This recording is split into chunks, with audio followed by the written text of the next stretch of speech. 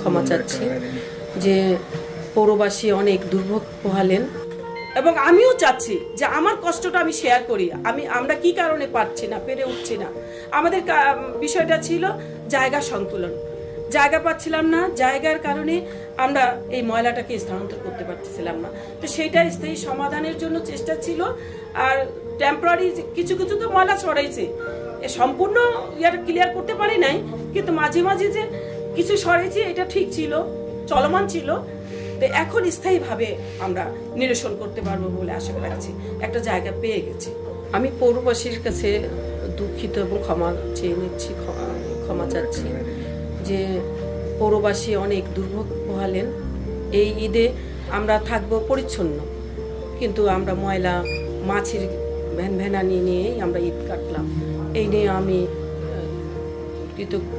কৃতজ্ঞ যে পৌরবাসী আমার এই কষ্টগুলো সয়ে গেছেন। আমি আর 2 দিন আমি পৌরবাসীর কাছে সময় নিচ্ছি যে আমি ময়লাগুলি জায়গা পেয়েছি। ইতিমধ্যে আমরা 2 দিন আমাদের যে পরিচ্ছন্ন কর্মী আছে তাদেরকে অবিরাম দিন রাত যত তাড়াতাড়ি ময়লা সরানো যায় আমি এই ধরনের ব্যবস্থাও নিয়েছি পৌর পরিষদ মিলে। তো অল্প 2-3 দিনের মধ্যে আমরা শহর পরিষ্কার পাবো বলে আশা করি।